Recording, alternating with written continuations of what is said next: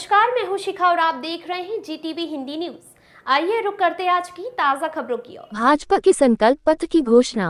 Bharatiya Janata party Dadra Nagar Haveli एवं दमन दीव प्रदेश के द्वारा आज प्रदेश की दोनों लोकसभा सीटों पर चुनाव लड़ रहे अपने प्रत्याशियों के संकल्प पत्र की घोषणा मीडिया के माध्यम से की गई।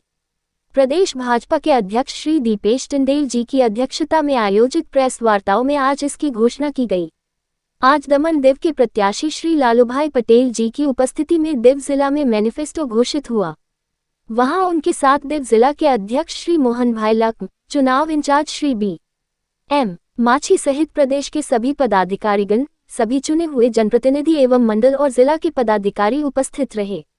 दमन जिला में सुबह 11 बजे प्रदेश अध्यक्ष श्री दीपेश टंडेल जी की अगुवाई में मैनिफेस्टो घोषित किया गया।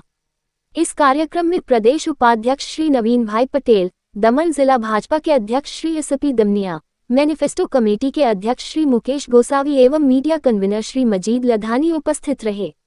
यह प्रदेश अध्यक्ष जी के द्वारा विस्तार पूर्वक संकल्प पत्र का विश्लेषण एवं जानकारी मीडिया के साथ साझा की गई। આજના સંકલ્પ પત્રમાં આમાં દમણ દીવની जनताને 47 મુદ્દાનો વાદો કર્યો છે, પરંતુ જે 5 મહત્ત્વના મુદ્દા છે હું તમારી સમક્ષ મૂકીશ। અમે આવનારા દિવસોમાં આ દમણ દીવની जनताને પહેલાં 300 યુનિટ વીજળીના મફત આપીશું, એ અમારી ગેરંટી છે। અહીંયાના સ્વરાજ્ય સંસ્થામાં જે જિલ્લા પંચાયતના ચૂંટાયેલા સરપંચ, જિલ્લા પંચાયતના સભ્ય અને કાઉન્સિલર એ લોકોનો જે અધિકાર પહેલાં હતો એવો અધિકાર પુનઃ પ્રસ્થાપિત કરીશું।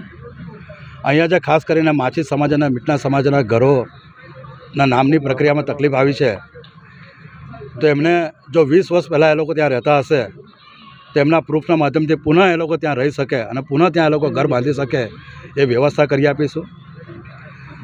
જે દીવના માછીમારો માટે વચ્ચેના 18 મહિનાથી 20 મહિના વેટ રિફંડનો પ્રશ્ન રહી ગયો છે, તો આવનારા દિવસોમાં પુનઃ એમને એ 18 મહિનાથી 2 વર્ષનું જે વેટ રિફંડ બાકી છે એ વેટ રિફંડ પાછું અપાવીશું। અહીંયાનો જે મુખ્ય વ્યવસાય છે હોટલ, બાર અને રેસ્ટોરન્ટ, જેના રિન્યુઅલનો પીરિયડ 1 વર્ષનો છે ને આ દર વર્ષે એ લોકોએ health department, police department, tourism department એવા અલગ અલગ ડિપાર્ટમેન્ટમાં જઈને રિન્યુઅલ કરવું પડે છે। આ અવધિની 1 વર્ષથી વધારીને અમે 5 વર્ષની કરીશું।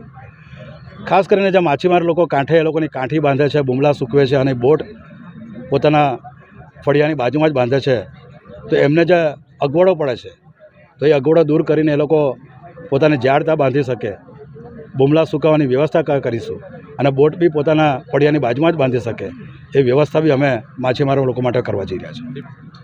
એ રાહુલ ગાંધીનો વિષય છે।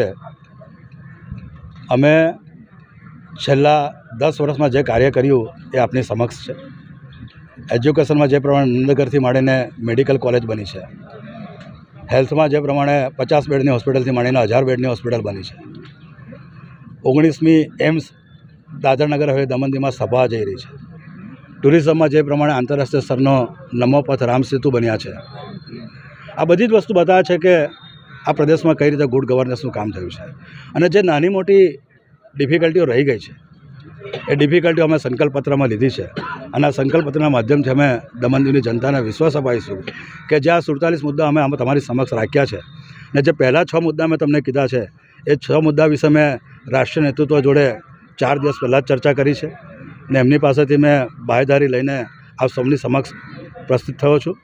અને આ પહેલી જે 5 વાતો મેં તમને કીધી છે એ પહેલી 5 વાતો અમે આવનારા 6 મહિના પહેલાં જ પૂર્ણ કરીશું અને આવનારા દિવસોમાં જે 2025માં જિલ્લા પંચાયત નગરપાલિકાનો ચુનાવ છે એ પહેલાં 100% કરીને જનતાની સમક્ષ જઈશું। દિવેશભાઈ, જે 300 યુનિટ ફ્રી આપવાની વાત છે એ સૂર્યઘર યોજના થકી કે અત્યારે જે હયાત જે બિલ સિસ્ટમ ચાલે છે એમાં એ અમે સૂર્યઘર યોજનાના માધ્યમથી 300 યુનિટ મફત આપવા જઈ રહ્યા છીએ।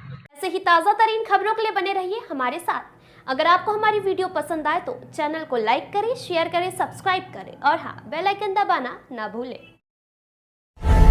Welcome to our YouTube channel. Don't forget to like, subscribe and share the videos.